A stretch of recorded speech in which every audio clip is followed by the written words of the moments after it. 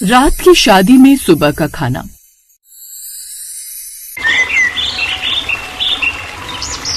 गजोधर एक बहुत ही कंजूस इंसान था जो कि ज्यादातर अपने परिवार वालों को अपनी कंजूसी से परेशान किया करता था। गांव मोहल्ले में उसकी कंजूसी के किस्से मशहूर थे। आज उसने अपनी बेटी काजल की शादी तय कर दी थी और वो बहुत ज्यादा खुश था क्योंकि काजल के ससुराल वाले उससे बिल्कुल भी दहेज नहीं मांग रहे थे। और बस इसी बात की तारीफ करते हुए वो अपनी पत्नी कुसुम से कहता है, देखा कुसुम, मैंने कहा था ना कि मैं काजल के लिए ऐसा परिवार ढूंढूंगा जो कि दहेज के लालची नहीं होंगे और हमारी काजल बेटी का अच्छे से ध्यान भी रखेंगे। और देखो, आखिर मुझे एक ऐसा रिश्ता मिल ही गया जहाँ एक पैसा फालतू नहीं देना पड़ेगा। मेरी पार की नजर ने हीरा ढूंढ निकाला है। अजी, साफ साफ क्यों नहीं कहते कि आपको एक ऐसा रिश्ता चाहिए था जो कि आपसे दहेज न मांगे, क्योंकि आप खुद अपनी जेब से फूटी कौड़ी भी पैसे नहीं देना चाहते थे। काजल की भलाई सोचा था, सिर्फ एक बहाना है। सब जानती हूँ मैं आपके बारे में। अपनी ही बेटी के लिए भी आपकी मुट्ठी नहीं खुल रही है। अब तुम बात को ऐसे पकड़ो या वैसे, हमारी बेटी तो अच्छे घर में जा रही है ना, बस यही हमारे लिए बहुत बड़ी बात है। अब हमें शादी की तैयारियों को बहुत अच्छे से संभालना होगा। मैंने उन लोगों को पहले ही बोल दिया है कि हम ज्यादा महंगी शादी नहीं कर सकते थे क्योंकि हम दिखावे में विश्वास नहीं रखते। इसीलिए मैं गांव की धर्मशाला बुक करने के लिए जा रहा हूँ। अजी, थोड़ी तो शर्म कर लीजिए। हमारी इकलौती बेटी है और उसकी शादी में भी आप गांव की वो पुरानी और जर्जर धर्मशाला बुक कर रहे हैं। अरे, आप कोई अच्छा सा बैंकेट भी तो बुक कर सकते हैं ना। लोग क्या कहेंगे कि गजोधर ने अपनी बेटी को धर्मशाला से विदा कर दिया। मैं बिल्कुल भी कंजूस नहीं हूँ कुसुम, मैं तो बस व्यावहारिक हूँ। गांव की धर्मशाला बड़ी है और उसमें ज्यादातर लोग आ पाएंगे और मैं चाहता हूँ कि पूरा गांव हमारी बेटी की शादी में आए, इसीलिए मैं उसे बुक करने के लिए जा रहा हूँ। और जो पैसे मैं धर्मशाला बुक करके बचाऊंगा वो पैसे मैं खाने के इंतजाम में लगा दूंगा। तुम फिक्र मत करो। अगर बारातियों को खाना अच्छा मिले तो वो किस जगह पर खाना खा रहे हैं और किस हाल में बैठ रहे हैं, इस बात से उन्हें कोई भी फर्क नहीं पड़ता। पेट पूजा सही हो तो सब सही रहता है। गजोधर ये बोलकर गांव की धर्मशाला अपनी बेटी की शादी के लिए बुक करवा देता है और अब जरूरत थी खाने का ऑर्डर देने की। उसके लिए भी वो एक बहुत अच्छे हलवाई के पास जाकर बात करता है और उसे बोलता है, देखो भाई, पूरी शादी का खाना तुम्हें ही बनाना है। आधे पैसे मैं तुम्हें एडवांस दे दूंगा और आधे शादी होने के बाद में दूंगा, लेकिन शादी में किसी भी तरह की कोई कमी नहीं रहनी चाहिए। खाना इतना बढ़िया होना चाहिए कि सारे मेहमान मेरी सजी हुई दुल्हन बनी हुई बेटी से ज्यादा तुम्हारे हाथों के खाने की तारीफ करें। देखो भाई साहब, खाना बनाने का काम तो ऐसा होता है कि जितने पैसे दोगे और जितना अच्छा माल मसाला लाओगे उतना ही बढ़िया खाना बनेगा। और अगर आप पैसे ज्यादा देने को तैयार हैं तो खाना भी आपको बढ़िया मिलेगा, इसीलिए ज्यादा परेशान होने की जरूरत नहीं है आपको। गजोधर थोड़े बहुत पैसे हलवाई को एडवांस दे देता है और हलवाई भी वो पैसे लेकर उसकी बेटी की शादी की बुकिंग ले लेता है। ऐसे ही कुछ दिन गुजरते हैं और शादी की तारीख जैसे जैसे करीब आने लगती है, गजोधर का दिमाग अपनी कंजूसी के नए नए तरीके सोचने लगता है। एक दिन गजोधर फिर से हलवाई के पास जाता है और कहता है, हलवाई भाई, एक बात सुनो, तुमने जो लिस्ट दी है उसमें सामान बहुत ज्यादा लिखा है। देखो, शादी तो रात की है और शहर से बारात आएगी। शहर के लोग रात में कम खाना खाते हैं क्योंकि उन्हें अपनी सेहत का डर रहता है। तुम ऐसा करो, पनीर की सब्जी की जगह आलू मटर की तरी वाली सब्जी रख दो। पनीर आजकल बहुत नकली आ रहा है। और सुनो, ये दूध वाली मिठाई की जगह सादा सूजी का हलवा बना देना, दूध बहुत महंगा आ रहा है आजकल। अरे साहब, अगर आप सामान कम करेंगे और पनीर हटा देंगे तो मेहमान बातें बनाएंगे। शहर से बारात आएगी, वो लोग खाने में पनीर और मिठाई ढूंढेंगे। आपकी इज्जत का सवाल है। अरे तुम मेरी इज्जत का चिंता मत करो, तुम बस मसाले ऐसे डालना कि लोगों को पता ही ना चले कि अंदर क्या है। और सुनो, सामान की मात्रा भी थोड़ी कम रखना। लोग प्लेट में खाना छोड़ देते हैं, बहुत नुकसान होता है। हलवाई मना करता रहा लेकिन गजोधर ने अपनी जिद नहीं छोड़ी। शादी का दिन आता है। रात की शादी थी और बारात गाजे बाजे के साथ दरवाजे पर पहुंच जाती है। धर्मशाला में मामूली सजावट हुई थी जिसे देखकर बाराती आपस में खुसुर फुसुर करने लगे थे। जयमाला की रस्म निपटती है और फिर सब लोग खाने के स्टॉल की तरफ बढ़ते हैं। अरे ये कैसी शादी है? पनीर की सब्जी मांगी तो कटोरी में सिर्फ पानी और मिर्च का शोरबा तैर रहा है। गजोधर ने तो अपनी कंजूसी की हद कर दी। हाँ भाई, पूरियां भी इतनी ठंडी और सख्त हैं कि दांत टूट जाए। यहाँ तो पीने का ठंडा पानी भी खत्म हो गया। लगता है मैं भूखा ही वापस जाना पड़ेगा। धीरे धीरे ये बात पूरे मंडप में फैल जाती है और लड़के का पिता यानी गजोधर का समधी उसके पास आकर बहुत ज्यादा गुस्सा होता है। गजोधर जी, ये क्या मजाक लगा रखा है आपने? हमने आपसे 1 रुपया दहेज नहीं मांगा, पर इसका मतलब ये तो नहीं कि आप हमारे मेहमानों को बेइज्जत करेंगे। आधा खाना खत्म हो गया और मेरे सबसे खास रिश्तेदार अभी तक भूखे खड़े हैं। अगर खाना नहीं मिला और इंतजाम नहीं सुधरा तो मैं इसी वक्त बारात वापस ले जाऊंगा। अरे समधी जी, आप गुस्सा मत होइए, शांत रहिए। शायद गांव वाले मेहमान कुछ ज्यादा ही आ गए, इसीलिए कमी पड़ गई। मैं अभी देखता हूँ, आप बस थोड़ा सा इंतजार कीजिए। मैं अभी हलवाई से कुछ और ताजा बनवाने के लिए बोलता हूँ। गजोधर घबराकर किचन के पीछे वाले हिस्से में भागता है और हलवाई पर बुरी तरह चिल्लाने लगता है। हलवाई, ये क्या किया तूने? बाहर खाना खत्म हो गया और मेहमान हंगामा कर रहे हैं। मेरी नाक कटने वाली है, जल्दी से कुछ बना वरना मैं कहीं का नहीं रहूंगा। साहब, मैंने तो आपको पहले ही हाथ जोड़कर कहा था कि सामान बहुत कम है। अब किचन में सिर्फ थोड़ा आटा और कुछ किलो आलू बचे। अब इतने से सामान में मैं पूरे शहर की बारात के लिए क्या जादू कर दूं? भाई, जो है वही बना, बस मेरी लाज बचा ले। गर्मा गर्म आलू की रसेदार चटपटी सब्जी बनाते और ताजा ताजा फूली हुई पूरियां उतार दे, और वो जो थोड़ी सूजी बची है उसका हलवा बना दे। जल्दी कर, इज्जत का सवाल है। अब रात के 3 बज रहे थे। धर्मशाला में सन्नाटा था, लेकिन किचन में हलवाई ने फिर से बड़ा चूल्हा जलाया। ताजा आलू पूरी की महक पूरे धर्मशाला और बाहर की गलियों में फैलने लगी। जैसे ही कढ़ाइयों से गर्मा गर्म फूली हुई पूरियां और मसालेदार आलू की सब्जी मेजों पर पहुंची, लोग टूट पड़े। रात की शादी का खाना अब सुबह का ताजा और लजीज नाश्ता बन गया था। वाह भाई, असली मजा तो अब आ रहा है। रात वाला वो पानी जैसा खाना तो कुछ भी नहीं था। ये ताजा आलू पूरी खाकर तो भाई रूह खुश हो गई। हाँ, गजोधर ने तो गजब ही कर दिया भाई। रात को हल्का खाना रखवाया और अब सुबह होते ही ऐसा जोरदार नाश्ता दिया कि सब बुराई भूल गए। देखते ही देखते सुबह के 5 बज गए। जो लोग गजोधर को थोड़ी देर पहले कोस रहे थे, अब वही उसकी वाहवाही करने लगे। गजोधर, जो डर के मारे पीछे छिपा बैठा था, सीना तान कर सबके बीच आ जाता है। देखा कुसुम, मैंने कहा था ना कि मेरा खाना इतना बढ़िया होगा कि लोग सदियों तक याद रखेंगे। अब देखो, लोग उस नकली पनीर को भूल गए और इस ताजा आलू पूरी की तारीफ कर रहे हैं। मेरी इस योजना ने मेरा नाम पूरे खानदान में ऊंचा कर दिया। अजी, ये तो आपकी किस्मत बहुत ज्यादा अच्छी थी कि इस ताजा खाने ने एन मौके पर आपकी इज्जत बचा ली, वरना आज तो हमारी बेटी के ससुराल वाले हमें कहीं मुंह दिखाने लायक नहीं छोड़ते। सुबह के 7 बजते हैं और सूरज की पहली किरण के साथ काजल की विदाई का समय आ जाता है। गजोदर भाई, रात को थोड़ी असुविधा हुई, उसके लिए माफी चाहते हैं, पर सुबह का ये ताजा खाना खिलाकर आपने हमारा दिल जीत लिया। ऐसी आलू पूरी और हलवा तो हमने आज तक किसी भी बड़ी शादी में नहीं खाया। आपका इंतजाम हम हमेशा याद रखेंगे। गजोधर मुस्कुराता है और अपनी जेब में बचे हुए पैसों को महसूस करके बहुत ज्यादा खुश होता है। हलवाई भी अपने बर्तन समेटते हुए खुद से कहता है कि गजोधर जैसा कंजूस और खुशकिस्मत आदमी आज तक नहीं देखा, जिसने अपनी सबसे बड़ी गलती और कंजूसी को भी अपनी सबसे बड़ी कामयाबी बना दिया। शादी खत्म होने के बाद गजोधर घर लौटता है और आराम से सोफे पर बैठता है। अजी, शादी तो हो गई, लेकिन हलवाई के बाकी पैसे देने हैं या नहीं? वो बाहर खड़ा है। अरे उसे बोलो थोड़ा रुक जाए। शादी में कुछ पत्तलें और गिलास बच गए हैं, पहले मैं उन्हें बाजार वापस करके आऊंगा। जो पैसे मिलेंगे उसी में से उसकी मजदूरी दूंगा। पैसे तो पेट पर नहीं उगते ना कुसुम। आप कभी नहीं सुधरेंगे। आपकी ये कंजूसी हमें किसी दिन ले डूबेगी।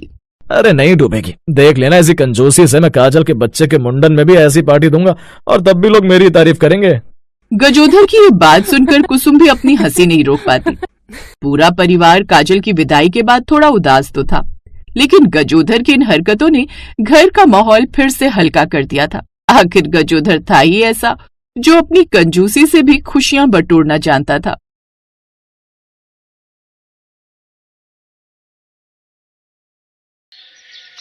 मालकिन, ये कल रात के छोले बचे हुए फ्रिज में रख दूं? आशा, इधर आ। जी भाभी। आशा, तुझे हमारे घर काम करते हुए कितने साल हो गए? भाभी, मुझे तो 4 साल हो गए। तू तो पिछले 4 सालों से अभी तक नहीं समझी कि हमारे घर में रात की सब्जी सुबह नहीं खाई जाती। चुपचाप उसे नाली में फेंक दे, कोई नहीं खाएगा रात के छोले। अरे बहन जी, भाई साहब, आप लोग चाय पीजिए। हमारे घर के नौकर बार बार एक बात भूल जाते हैं, बहू उन्हें जब तक ना समझाए समझते ही नहीं है। मुस्कान के मम्मी पापा अपनी बेटी के होने वाले ससुराल को देखने के लिए आए हुए थे, पर वहाँ पर जब मुस्कान की मम्मी ने उसकी होने वाली जेठानी की नौकरानी से रात का खाना फेंकने के लिए कहा, तब कुछ पलों के लिए मुस्कान की मम्मी को अजीब सा लगा।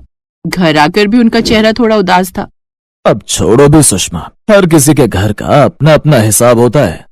तुम्हें क्या लगता है, क्या वो सब सही था? मैंने खुद देखा, उनकी नौकरानी आशा इतना बड़ा पतीला भरा हुआ छोलों की नाली में फेंक कर आई थी। हम लोग तो अनाज का बिल्कुल भी अपमान नहीं करते। हाँ, ये अलग बात है कि 2-3 दिन पुरानी चीज हो जाए तो उसे फेंकना पड़ता है, पर रात की सब्जी सुबह फेंकने का तो कोई तुक ही नहीं है। जब सब्जी फ्रिज में रखी है, खराब नहीं हुई है, रात को बनाई हुई सब्जी को सुबह सुबह फेंक दो। बात बहुत गलत सी दिखाई दे रही है। मम्मी, आपकी बातें सुनकर तो मुझे भी बहुत बुरा लग रहा है कि मैं ऐसे घर में जा रही हूँ। अरे हो सकता है रोजाना ऐसा ना करते हो, कभी कभी कोई सब्जी फेंक देते होंगे। अब ये सब देखकर हम रिश्ता तो मना नहीं कर सकते ना। सगाई हो चुकी है, शादी की तारीख निकल आई है, और फिर समीर भी बहुत अच्छा लड़का है। हाँ पापा, आप ठीक कह रहे हो। हम उनकी गलती की वजह से समीर जी के साथ गलत नहीं कर सकते। समीर जी आप दोनों को बहुत मान देते हैं। मुस्कान और उसके मम्मी पापा ने बात को वहीं खत्म कर दिया।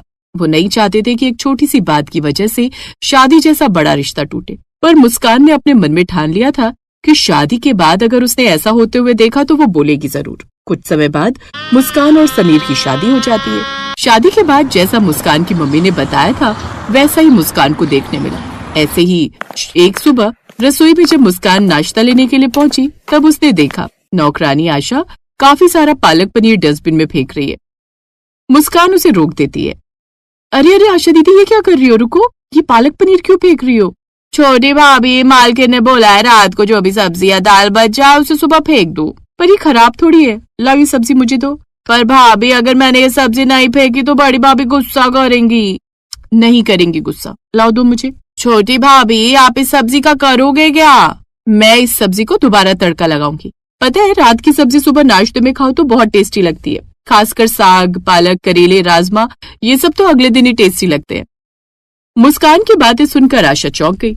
मुस्कान पालक पनीर तड़का लगाने लगी। मुस्कान ने बर्तन गैस पर रखा और उसमें थोड़ा देसी घी और प्याज टमाटर के साथ थोड़े मसाले डालकर पालक पनीर को दोबारा से चटपटा तड़का लगा दिया। बराबर में खड़ी आशा सब देख रही थी। तड़के की खुशबू पूरे घर में फैल गई। रसोई में आज कुछ खास बन रहा है, बड़ी बढ़िया खुशबू आ रही है। आशा, रसोई में जरूर कोई सब्जी बना रही होगी, उसमें देसी घी डाला होगा, तभी अच्छी खुशबू आ रही है। नाश्ता तो सबने कर लिया, फिर आशा दोबारा से क्या बना रही है, मैं देख कर आती हूँ। जेठानी रसोई में जाती है। गैस पर पालक पनीर उबल रहा था, ये देखकर वो गुस्से में आ जाती है। मुस्कान, ये क्या कर रही हो? ये तो रात का पालक पनीर है ना? आशा, मैंने तो ये पालक पनीर तुम्हें फेंकने के लिए बोला था, फिर ये यहाँ क्या कर रहा है? भाभी, इसे मैंने दोबारा से तड़का लगाया, रात का ही तो था, कोई खराब थोड़ी हो जाती है। इतनी टेस्टी सब्जी थी, मुझे तो बहुत पसंद आई थी। आशा ने बहुत बढ़िया सब्जी बनाई थी। रात की सब्जी सुबह तक खराब थोड़ी हो जाती है। मैंने सोचा मैं गरम कर लेती हूँ, उसके साथ थोड़े से चावल बना लूंगी तो सब्जी लग जाएगी। मुझे लगता है तुम्हें इस घर के नियम समझाने पड़ेंगे। माँ जी, माँ जी। क्या हुआ बहू, क्यों इतना शोर मचाया हुआ है? शोर मचाने वाली तो बात ही है। आपको पता भी आपकी नई बहू ने क्या किया है? रात की बची हुई सब्जी को दोबारा तड़का लगा दिया। ये हमें अब रात की सब्जी खिलाने के बारे में सोच रही है। क्या? ये तुम क्या कह रही हो बहू? रात की सब्जी सुबह तड़का लगाकर? मुस्कान, क्या कर रही हो तुम रसोई में? माँ जी, मैं तो बस रसोई में रात की सब्जी को तड़का लगा रही थी। पालक पनीर रात का बहुत अच्छा बना हुआ था, मैंने सोचा मैं गर्म कर लेती हूँ, सब चावल के साथ खा लेंगे। पर इस बात पर भाभी गुस्सा हो गई। आशा को आपने इतनी टेस्टी सब्जी फेंकने के लिए कह दिया। मुझे ये देखकर बहुत हैरानी हुई और दुख भी हुआ। हम अनाज बेफिजूल में क्यों फेंके जब अनाज खराब ही नहीं हुआ? मुस्कान, तुम्हें इसमें क्या दिक्कत है? अगर हमने रात की सब्जी सुबह फेंकने के बारे में सोचा, हम ऐसे ही करते हैं, हम रात की सब्जी को सुबह फेंक देते हैं। कोई बात नहीं, आप लोगों को नहीं खानी तो मत खाओ, पर मैं सब्जी फेंकने नहीं दूंगी। मैं अन्न का अपमान नहीं कर सकती हूँ। मैं आप लोगों को परेशान नहीं करूंगी, बस रात की सब्जी सुबह फेंकी नहीं जाएगी। उसका मैं जो भी करूँ वो मेरे ऊपर है। ठीक है आशा, आज से रात की सब्जी मत फेंकना, मुस्कान को ही देना। इसे ज्यादा शौक आ रहा है ना रात की सब्जी को तड़का लगाकर खाने का, तो इसे खाने दिया करो। थोड़ी बहुत मैं भी खा लेता हूँ बहू, पालक पनीर मुझे भी दे देना। मुस्कान की सास और जेठानी अपने अपने कमरे में चली गई। मुस्कान ने तड़का लगाया हुआ पालक पनीर अपने ससुर को दिया और खुद भी उसी के साथ चावल बनाकर खाए। कुछ देर बाद आशा हिचकिचाती हुई मुस्कान के पास आई और बोली, छोटी भाभी, अगर आप नाराज ना हो तो क्या थोड़ा सा पालक पनीर मैं अपने घर ले जा सकती हूँ? अरे नहीं नहीं, इसमें नाराज होने वाली कौन सी बात है, ले जाओ। अभी तो बहुत सारा रखा है, मैंने और पापा जी ने खा लिया, वो वाला सारा तुम ले जाओ। और हाँ, रोजाना जो भी रात की सब्जी बचा करेगी उसे मेरे लिए और पापा जी के लिए निकाल कर। तभी समीर भी आ जाता है। मुस्कान, मैं भी थोड़ी बहुत रात की सब्जी खा लिया करूंगा, मुझे तो मम्मी और भाभी मना करती हैं, वरना मुझे इसमें कोई एतराज नहीं है। जब मेरी वाइफ खा सकती है तो मैं क्यों नहीं? छोटी भाभी, मुझे ये देखकर बहुत खुशी हुई कि आप अन्न का सम्मान करते हो। भैया जी, आपको पता है जब मेरे से मालकिन और बड़ी भाभी रात की सब्जी फेंकने के लिए कहती थी तो कई बार मेरा मन करता था कि मैं उनसे कहूँ कि ये रात की सब्जी मुझे दे दो, पर डरती थी बोलने में। आपको पता है भैया जी, मेरे घर तो सुबह के समय खाना ही नहीं बनता, कभी कभी तो रात को हम रोटी नमक लगाकर ही खा लेते हैं। क्या करूँ, जितने पैसे मालकिन देती है उतना तो किराया चला जाता है। मेरे पति रिक्शा चलाते थे पर उनका एक्सीडेंट हो गया, इस वजह से अब वो घर पर ही रहते। सारे घर का गुजारा मुझे ही करना होता है। तभी मैंने छोटी भाभी से कहा कि सब्जी मुझे दे दिया करें, मुझे बहुत सारा हो जाएगा। बोलते बोलते आशा का गला सूख गया। उसकी आंखों के आंसू उसकी गरीबी बयां कर रहे थे।